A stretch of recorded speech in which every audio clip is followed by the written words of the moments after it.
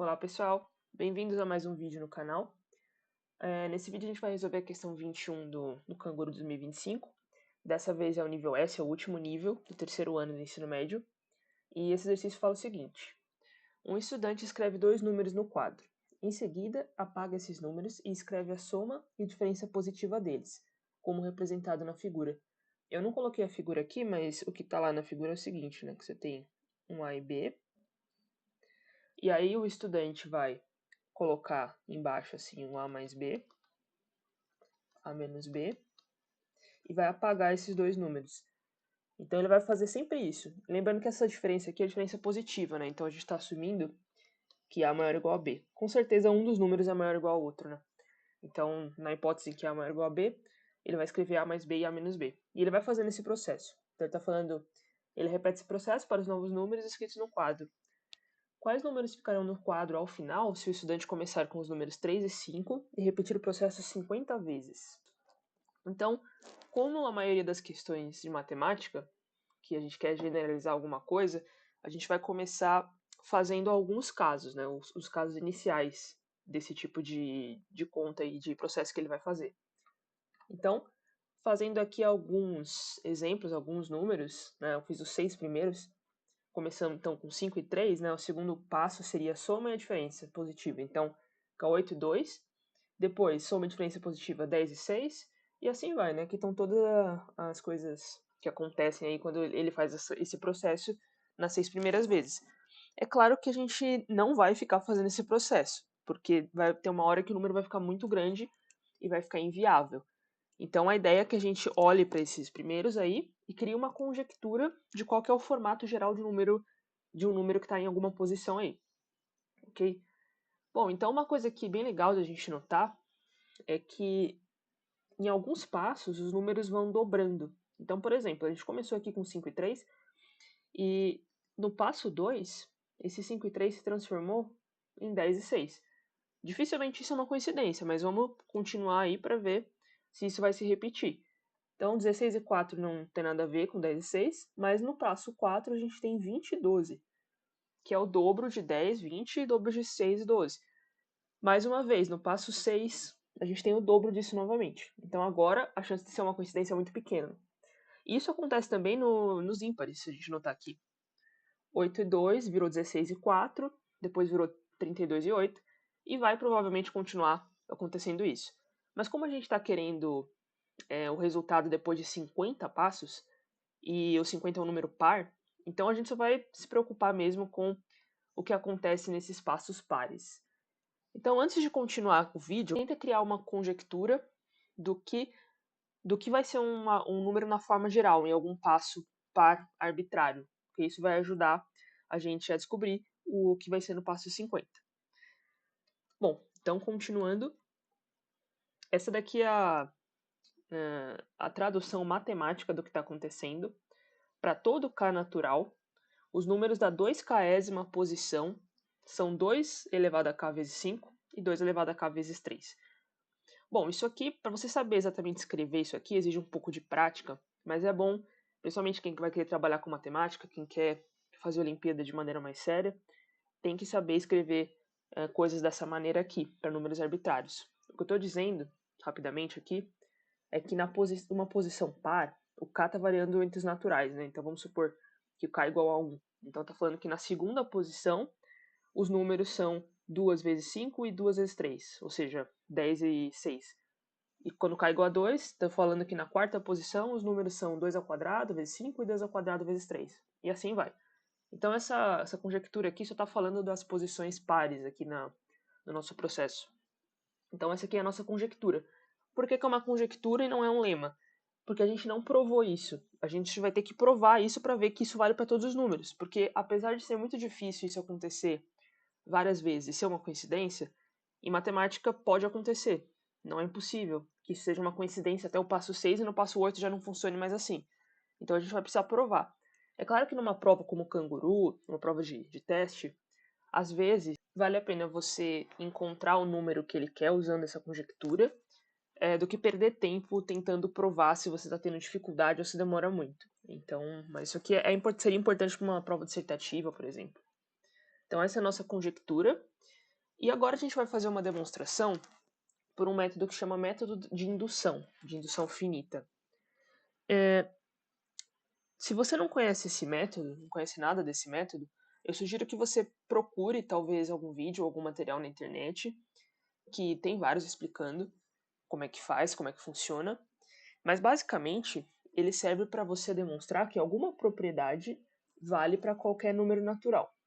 Então, normalmente a gente escreve P de n para indicar que a propriedade vale para o número n. Então, como é que funciona o processo de indução? Né? Como é que ele prova que essa propriedade vale para todos os números naturais? A gente tem que provar algumas coisas. A gente tem que provar que a propriedade é verdadeira para o caso 1 ou para o caso 0, depende de onde a gente quer começar. E geralmente isso é feito com uma verificação direta, só substituindo n igual a 1 e vendo se dá certo. E depois desse primeiro passo, que chama base da indução, a gente vai ter que provar uma outra coisa. A gente vai ter que provar o seguinte: se a propriedade vale para um número k arbitrário, isso que eu estou assumindo, se isso for verdadeiro, eu tenho que provar que a propriedade vale para o próximo número da série, que seria o k mais 1. Ou seja, se vale para alguém, para qualquer número, ele tem que valer para o próximo. Então, quando eu provar essas duas coisas aqui, eu demonstro que a propriedade é válida para qualquer número natural. Isso faz sentido. Só se você pensar que você vai ver que é bem intuitivo. Vale para o primeiro, e se vale para alguém, vale para o próximo. Então vale para todos. Certo? Então é assim que funciona o processo da indução. E é isso que a gente vai fazer aqui. Então a gente vai primeiro assumir não, né? Provar que a propriedade é válida para o k igual a 1. Mas isso é bem fácil, porque é só a gente voltar aqui ó, na propriedade.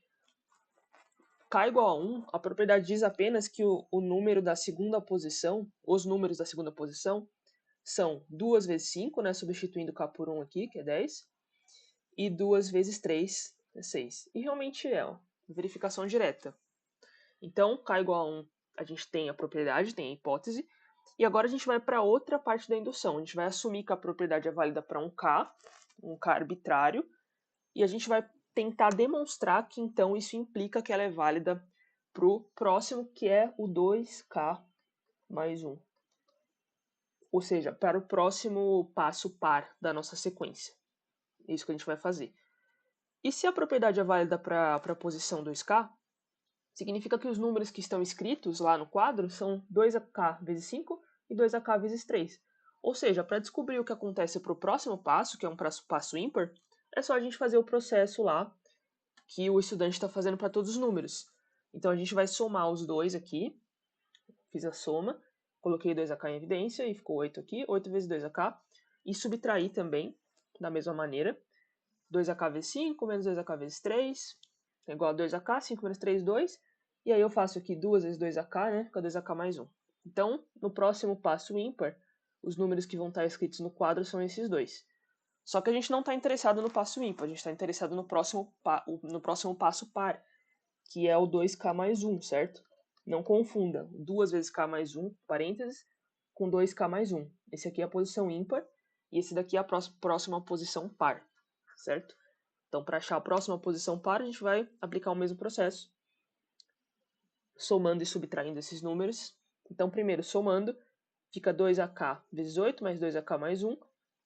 Aqui eu vou fazer o seguinte, eu vou colocar o 2ak em evidência, e aí sobra dentro do parênteses 2 mais 8, que é 10. 10 eu posso escrever como 2 vezes 5, e aí fica aqui 5 vezes 2ak mais 1, né? O 2 é absorvido aqui no 2ak. E, subtraindo, de maneira análoga, fica 6 vezes 2ak, e aí colocando 2 vezes 3, fica 3 vezes 2ak mais 1. Ou seja, os números escritos no quadro são esses dois aqui, na posição 2 vezes k mais 1. E é justamente o que a gente quer provar, né? A gente quer provar que para qualquer k que eu colocar aqui, os números escritos no quadro vão ser 5 vezes 2 elevado a esse k e 3 vezes 2 elevado a esse k. No caso em que o número é k mais 1, então fica k mais 1 aqui em cima. Então pronto, a gente acabou de demonstrar, de terminar a prova por indução. Isso mostra que a nossa propriedade é válida para qualquer número natural. Em particular, é válida quando o passo é o passo 50, que é um passo par também, né? Então agora ficou fácil. É só a gente vir aqui. Como a gente quer o passo 50, o 2k ser igual a 50 implica que o k tem que ser 25. e para k igual a 25, os números escritos no quadro serão 2 elevado a 25 vezes 5 e 2 elevado a 25 vezes 3. Isso que a gente demonstrou, inclusive, vale para qualquer número. Se continuasse o processo, a gente consegue encontrar, inclusive, os próximos passos pares, né? Não tem nenhuma restrição. Então é isso, tá? Isso aqui é um exercício bem legal de indução, para quem quer treinar indução. Como eu falei, talvez na hora você não precisasse fazer isso com tantos detalhes, mas é muito importante saber isso para quem quer fazer a Olimpíada de Matemática, saber como demonstrar as coisas, até para a vida mesmo é importante. E uma coisa aqui, para quem quiser fazer um exercício relacionado a esse problema, tenta substituir o 3 e o 5 por quaisquer números, A e B, e ver qual que é o formato geral de um número par, em função de A e B mesmo. Pode tentar fazer a mesma questão, só que com A e B, números arbitrários, e ver quanto que dá. Então é um exercício legal por indução, que é bem parecido com o que eu fiz. Então é isso, qualquer dúvida é só deixar aí nos comentários. Até o próximo vídeo.